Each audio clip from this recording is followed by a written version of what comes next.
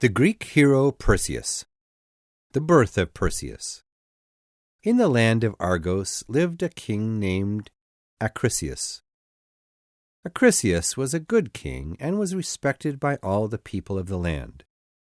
King Acrisius had been unlucky, however, because he had only one child, a daughter. Her name was Danae, and she was both beautiful and kind.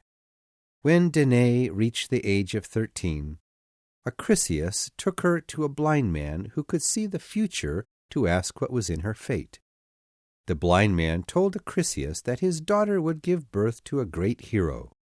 This pleased the king greatly, and he asked the blind man to tell him more. "Be warned," said the blind man to the king, "that your daughter's son will one day murder you." Upon hearing this, King Acrisius became greatly angry and pulled out his knife to kill his daughter. But when he looked into his daughter's eyes, his heart was filled with a father's love, and all his anger disappeared.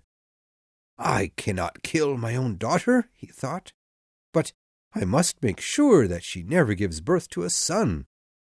Upon returning to the capital city, King Acrisius ordered his builders to make a tall tower out of strong metal. When the tower was finished, he locked Danae in the room at the top and ordered that no men ever go near the tower. The king was a wise man and kept the only key to the room in case any of the guards became interested in his daughter's beauty. For the next year, not a single person entered Danae's room. Each day a young servant girl would come and put food through a small window for Danae to eat, but no other person ever entered the tower. One day, the young servant girl heard a sound coming from the room. It was the sound of a baby crying. The servant girl could not believe what she had heard and ran down to tell the king. When the king heard the news, he was so shocked that he ran up to the top of the tower and threw open the strong metal door. Inside sat Danae, holding a young baby boy in her arms.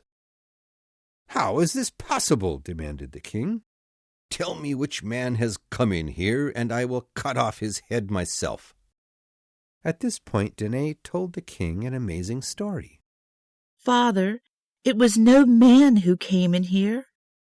The first night you locked me in the tower, I was so lonely that I cried and cried and could not stop. The king of the gods, Zeus, heard my sad tears and came into the room to comfort me. He came back each night, and soon we fell in love. I agreed to marry him secretly, and many nights we lay together in my bed. My son, this boy you see here in my arms, is named Perseus, and he is the son of a god." King Acrisius did not know whether to believe his daughter or not.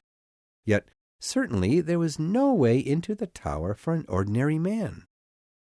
Perhaps, the king thought, this child is the son of Zeus. The king did not know what to do. He felt great love for his daughter and great respect and fear for the god Zeus. But he remembered the words of the old man and was afraid that his grandson would one day murder him. In the end, fear won in the king's heart, and he decided to kill both Danae and Perseus. Yet the king did love his daughter, so this was a terrible hard decision for him to make. He told his men to lock his daughter and her son in a heavy box and throw them in the sea. The king himself watched all this happen and cried as he watched the box sink into the deep water. Yet it was not Zeus's wish that his wife and son should die. He called on Poseidon, the god of the sea, and told him to protect the box under the water. Once the king and his men left, the box again floated to the top of the water and moved towards the island of Serapis. Dictys Discovery. The island of Serapis was ruled by a king named Polydectes. Polydectes had a younger brother named Dictys, who was fond of the ocean and spent many hours each day sitting on the beach and fishing. He had heard that some of the fish in the ocean were magical, and if caught, They could give men great gifts. He wanted to catch one. One afternoon, while staring off into the ocean and waiting for a fish to bite, Dictys saw a strange object far out in the water. He watched it for a while and saw that it was moving towards the beach. With a great feeling of excitement, he waited for the object to reach the shore. When it came close, Dictys could see that it was a large wooden box and hoped that there might be some great treasure inside. He was surprised when he opened the box and found a beautiful young woman and baby inside. "This is a great treasure indeed," thought Dictys. "I must bring this young lady to meet my brother, the king." When King Polydectes saw Danae, he fell in love with her immediately and promised himself that she would one day be his bride. "This lady came to our island in a wooden box, which floated here over the sea," said Dictys. Danae bowed to the king.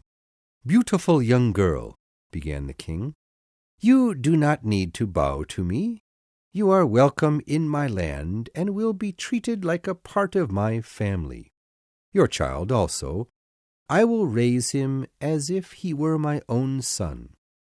You will never lack food or safety, and do not need to worry about your old land and old life any more." Danae thanked the king and began her life on the island of Serapis. Everything she wanted was given to her, and her life was quite happy. Her life was not perfectly happy, though, because after 1 year on the island during the New Year's festival, the king asked Danae to marry him. "O great king," said Danae, "I cannot marry you. I am married already to the god Zeus." At hearing this, King Polydectes became very angry. "Have I not treated you and your son like a part of my family, showing you every kindness and giving you everything you ask?" "Yes, my king," Danae answered. "Your husband Zeus is not here now and will never come. Certainly, he wishes you to marry a man of this earth and be happy. Why will you not marry me?" The king tried to persuade Danae. "It is too soon, my king. Only when I am sure that Zeus will not return for me will I agree to marry you," said Danae. "When will you be sure of that?" the king asked. "In 20 more years," answered Danae. "If he has not come for me by then, I will marry you." Truthfully, Danae did not want to marry Polydectes at all. She both loved Zeus and feared his anger. But she knew that if she didn't agree to marry the king sometime, he might become jealous and hurt her or Perseus in his anger. King Polydectes was not at all pleased by Danae's answer, for he did not want to wait 20 years to marry her. But there was nothing else he could do, so he agreed to wait anyway. "Lovely Danae, I will wait 20 years to take you as my bride. Still, I will ask you to marry me each New Year's festival, just in case you have changed your mind." Given a dangerous task. As the years passed by, Perseus grew into a strong and brave man. He had the blood of Zeus in him and received kind treatment and love from his mother and King Polydectes as well. In the king's mind, Danae became more beautiful each year. Every New Year's festival, his request to marry her became stronger and stronger. Already 18 years had passed, and in only 2 years Danae would have to become his bride. Perseus knew that his mother did not want to marry Polydectes and wanted to protect her from the king. With the goal of his mother's happiness in his mind, Perseus went to see the king and speak with him. "Polydectes, my mother has told me that you have asked her to marry you once again. For 18 years she has refused you. Don't you understand that she is married already to the greatest of gods? Why don't you leave her alone?" "You are acting quite rudely," said Polydectes.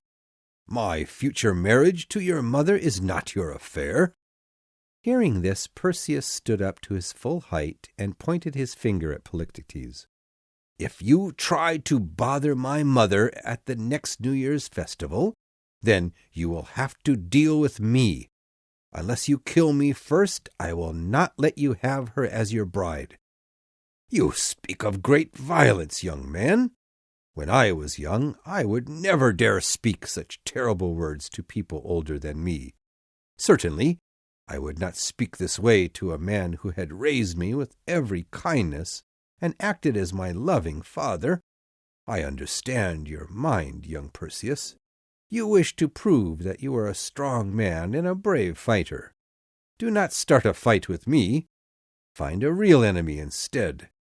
Kill them to prove that you are now a man."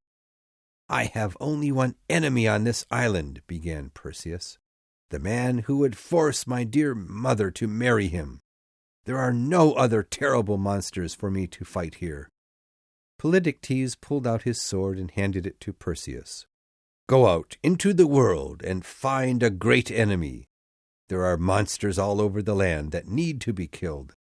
Perseus was interested at the king's words. "Name any great monster, and I will bring you their heads."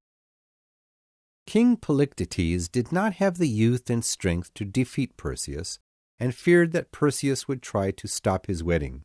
Because of this, he tried to name the most terrible and dangerous monster that he could. "This monster will surely kill Perseus for me," the king thought. "Perseus, if you wish to be known as a great hero, you should kill the monster called Medusa," the king said with an honest face, hiding his terrible thoughts. "You are so strong and brave. I am sure you can kill her without much trouble." "Who is this Medusa, and where can I find her?" Perseus asked. "She lives in the lands north of here," said Polydectes. "Now go and prove that you are a hero." The Goddess Athena. Perseus left the palace and walked along the beach, staring out across the sea to the north. In his heart, he was sad and worried. He wished to prove that he was a great hero, but he did not know about this Medusa, where to find her, or how to defeat her.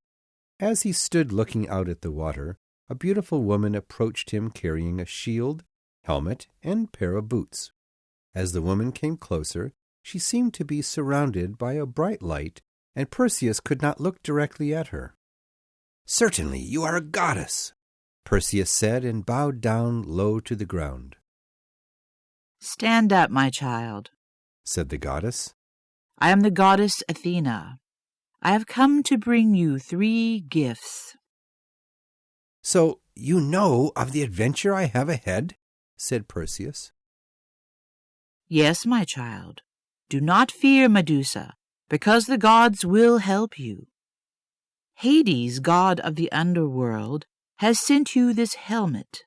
When wearing this helmet, you will be invisible to human eyes. Apollo, the voice of the gods, has sent you these magic boots. With these boots on, you can fly like a bird. Lastly, I have made you a special shield that is made from a pure metal and works like a mirror. This shield is perhaps the most important gift. You will need it to complete your task." "O great Athena, thank you for these kind gifts. I am sure, with the gods protecting me, that I will not fail to kill Medusa. But can you tell me more about Medusa? I do not even know what it is that I must fight." Perseus looked troubled.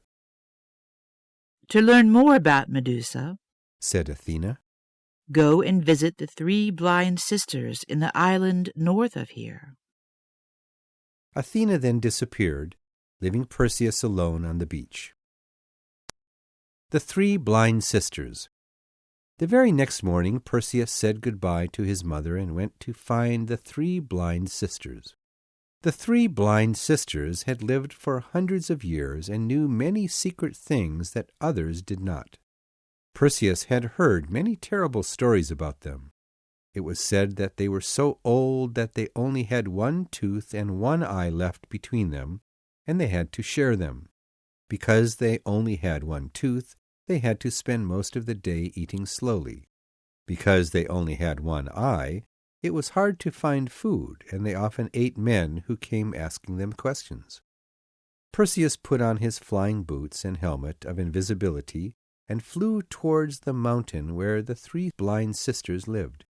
As he flew over the ocean, he feared that his boots would stop working and that he would fall into the sea, but the boots were a gift from Apollo himself, and they carried him across the sea safely. Once Perseus was on land, no one saw him, for he was wearing his helmet of invisibility. He climbed the mountain of the 3 blind sisters and entered the cave where they lived. Immediately the sisters smelled him, because without eyesight, their power of smell was sharp. I smell something. What is it? It smells juicy and good. I'm hungry, said the youngest sister. It's a man, said the middle sister.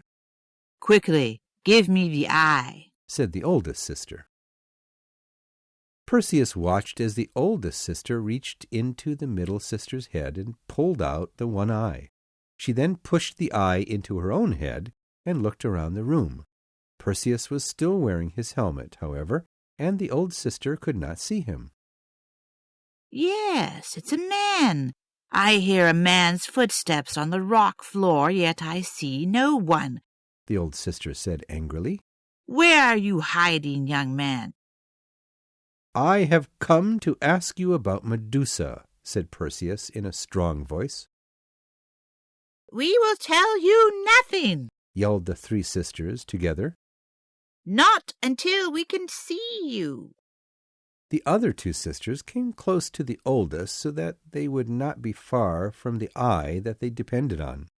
The youngest sister spoke. Give me the eye, sister. I am younger than you and can see better with it. I will find this young man. Perseus watched as the youngest sister pulled the eye out of the oldest sister's head. Just when she was about to put it in her own head, Perseus grabbed it out of her hand. Our eye! He stole our eye! Shouted the young sister. Give it back, you thief! We'll make you sorry, we will! All 3 sisters said with voices like snakes. Perseus laughed at the sisters.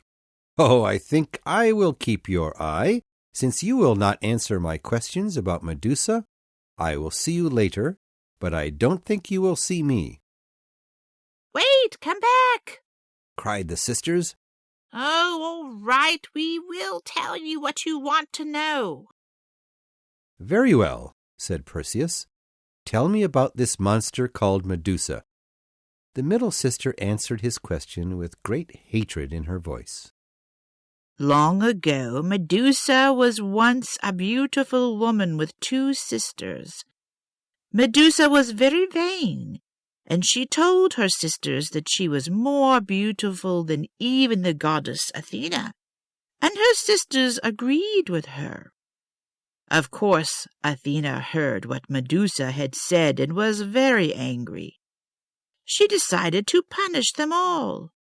She changed Medusa and her sisters into Gorgons, the most terrible and ugly monsters on this earth. They have the body of a woman, but their legs have become snakes. Also, Medusa's long, beautiful hair was turned into a group of snakes as well. She is the most horrible-looking of them all. Her face is so ugly that if anyone looks into her eyes, they will be changed into stone. The only way to look at her is by using a mirror. So that is why Athena gave me this mirror shield, thought Perseus. Where can I find this monster? Demanded Perseus. She lives with her sisters on the island of the Gorgons, far to the north of here. Just follow the north wind, and you will find it. Hearing this, Perseus turned to leave and threw the eye down on the floor. The 3 old women jumped down on the floor, feeling around for their precious eye. The Gorgon Medusa. Perseus left the cave and flew straight to the island of the Gorgons. He searched the island for Medusa and found her sleeping next to her two sisters. They were truly as horrible as Perseus had been told. Their bodies were not pink like humans, but green like a snake. Their hair, which was all snakes, seemed to fight with itself, and the air was thick with their terrible smell. Very quietly, Perseus walked up to Medusa's sleeping body, pulled out his sword, and prepared to cut off her head. Just then, her snake hair woke up and hissed at him. The three Gorgons awoke, and Perseus quickly turned around so that he would not see Medusa's eyes and be turned into stone. The horrible monsters jumped at Perseus, but he avoided their terrible arms with his quick steps. He used the inside of his shield, which was as clear as a mirror, to watch out for the Gorgons as he ran into a forest nearby. The three women carried bows and arrows and hunted him in the woods. After finding a safe place to hide, Perseus had an idea how to kill Medusa. He hung his shield on a tree and then hid behind another tree nearby. He moved his body so that his face was reflected in his shield and waited for Medusa to see it. When Medusa noticed his face in the shield, she thought it was him and jumped at it. Just then, Perseus came up behind her and, with one strong movement of his arms, cut off her head. Perseus knew that Medusa's head was still very dangerous and did not look down at it. Instead, he used his shield as a mirror, reached down behind him, picked up the head, and put it into his bag. He then closed his bag and flew off the island. The Titan Atlas. After flying for a while, Perseus came near the great Titan, Atlas. The gods had ordered Atlas to keep the sky and the earth apart for all of time. So for centuries Atlas had held the weight of the earth on his shoulders. When the Titans saw Perseus, he cried out to him, "Great flying hero, please come and talk with me a while. I am so tired and lonely here, for nobody ever stops to speak with me." Perseus respected the Titan for his difficult work and agreed to stop for a while. When Perseus told Atlas about killing Medusa, the Titan became very excited. "Is it true that anyone who looks at her face will be turned into stone?" he asked. "It is true, great Titan," answered Perseus. "Then please let me see it," Atlas begged. "Why would you wish to see it?" asked Perseus. "Even one so large and powerful as you would turn to stone." Atlas let out a long, deep breath. "I have carried this heavy world on my shoulders for a longer time than I can remember. I never eat nor sleep, and never receive a rest from my pain. No people come to see me, and I suffer alone. Still, the gods have asked me to do this, and I cannot say no. If you would show me the head of Medusa and change me into stone, then I could end my suffering without dropping the world off my shoulders." Perseus felt deep sorrow for the suffering of the Titan. He agreed to do what Atlas asked. He took out his bag and reached for the Medusa's head. "Goodbye, dear earth. Goodbye, sweet heavens. I have done what I promised, and I will continue to keep you apart forever." Perseus pulled Medusa's head out of the bag and turned his own head away. The Titan did not look at Medusa in fear, but smiled at her with happiness. A moment later he was changed into stone. When Perseus turned around, he saw a huge mountain sitting where Atlas once stood. Andromeda and the Sea Monster. As Perseus flew back toward the island of Serapis, he happened to see a very strange sight. A young woman was tied to a large rock out in the sea. Perseus flew close to the rock and saw that the woman was very beautiful and also very afraid. She did not seem to see Perseus and stared out at the sea in front of her with a look of fear in her eyes. Perseus flew down and landed on the shore near the rock. There was a large group of men and women watching the young woman and the sea. All of the women were crying, and the men had sad eyes as well. Perseus walked up to the man in front of the group and asked angrily, "Why is that young woman tied to that rock? Who has done such a terrible thing?" "I tied her there," said the man. "But do not call me a cruel man, for truly I am the saddest father in the world. I am the king of this island, and that young girl, Andromeda, is my only daughter." "Why have you tied her out there?" asked Perseus. The king answered with dark eyes and a slow, sad voice. "Each month a terrible sea monster comes to this island and takes away many of our children. I have learned from a wise old man, one who knows about the monsters of the sea, that the only way to stop this monster is to give him my daughter. So, to protect my people, I have put my daughter out on that rock." Just then, large waves began to hit the beach, and a large head appeared out of the water. Slowly, the sea monster stood up to its full height of 20 meters and approached the beach. All the people screamed in fear as they saw the monster's large black eyes and white sharp teeth. It had a long tail which made great waves every time it hit the water. When Perseus heard Andromeda scream, he jumped into the air and flew at the sea monster with his sword in his hand. The monster tried to hit Perseus down with his large hand, but Perseus flew too quickly and avoided each attack. Then, flying forward as fast as he was able, Perseus pushed his sword into the monster's neck. The sea monster let out a horrible scream and blood poured out of its mouth. Its great body then fell down, creating a huge wave as it hit the water. The wave rose up out of the ocean as tall as a building.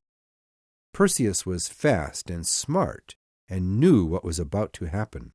Before the great wave reached Andromeda, Perseus had untied her and flew her to safety. The men and women on the shore all clapped their hands together and thanked Perseus for his great deed. "Young hero," said the king, "I do not know who you are, but we all thank you for your brave help. You have saved this land, and you have saved my daughter from a horrible death. If there is anything in my kingdom that you would like as a reward, you may certainly have it." "If I may have anything," began Perseus, "then I would like to take your fair daughter Andromeda as my wife." "If that would please you, great hero, then I give her to you with the greatest happiness," said the king. Perseus then turned to Andromeda and sat down on one knee. "I cannot take your daughter unless she too agrees. Will you marry me, lovely Andromeda?" Andromeda walked over to Perseus and reached out her hand to him. He looked up into her eyes and kissed her hand softly. A great cheer of excitement came from the crowd, and right then and there Perseus and Andromeda were married.